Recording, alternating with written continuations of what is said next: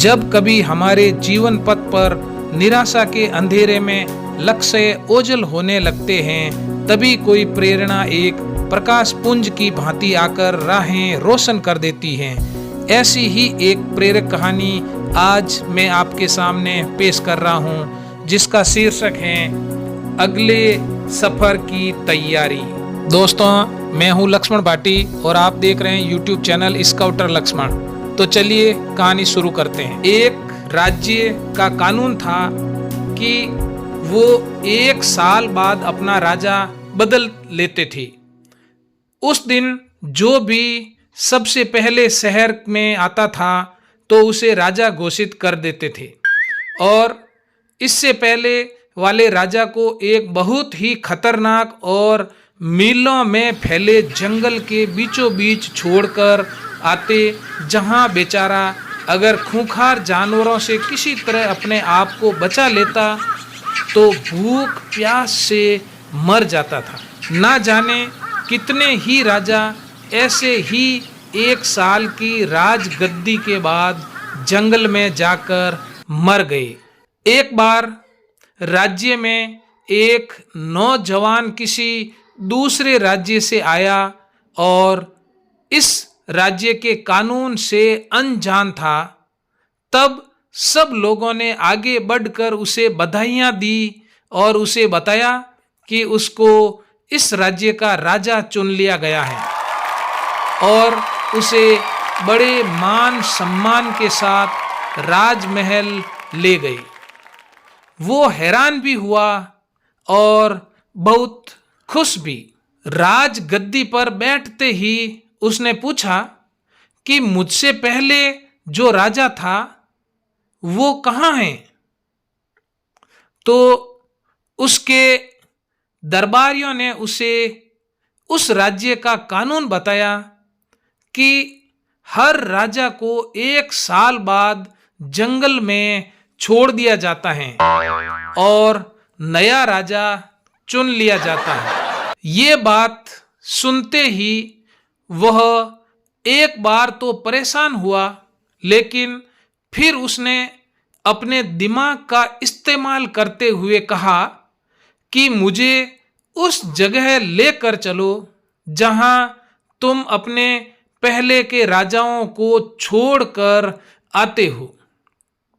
दरबारियों ने सिपाहियों को साथ लिया और नए नियुक्त राजा को वो जगह दिखाने जंगल में ले गए। राजा ने अच्छी तरह उस जगह को देख लिया और वापस आ गया।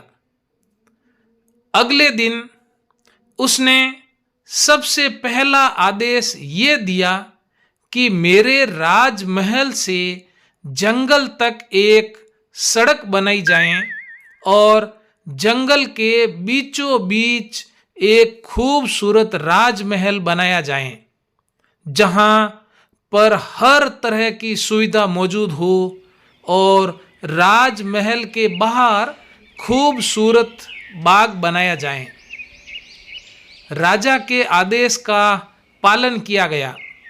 जंगल में सड़क और राजमहल बनकर तैयार हो गया।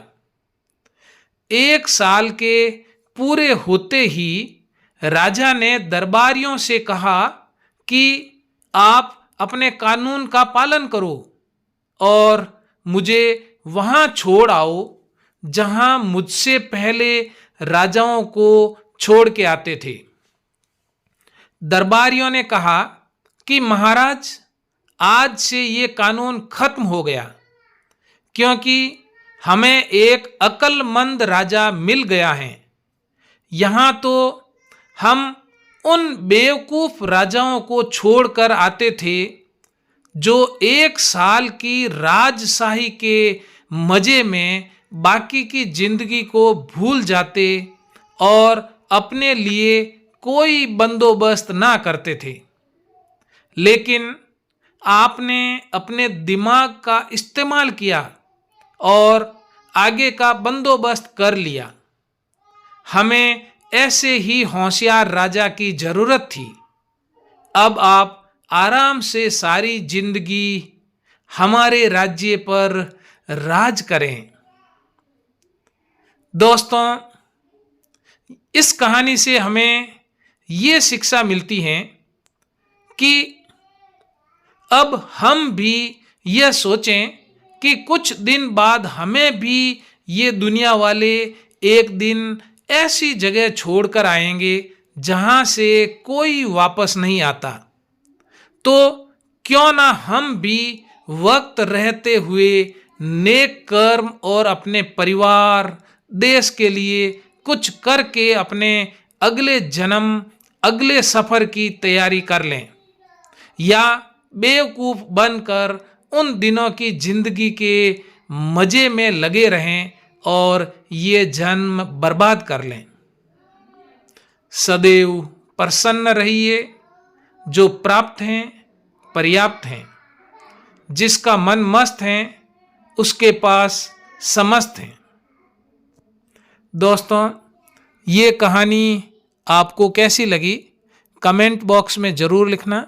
अगर आपको कहानी पसंद आए तो इस वीडियो को ज़रूर लाइक करें और अपने मित्रों में इसको शेयर करें। अगर आप चैनल पे पहली बार विजिट कर रहे हैं तो चैनल को सब्सक्राइब करें। जय हिंद, जय भारत। आपका दिन शुभ हो।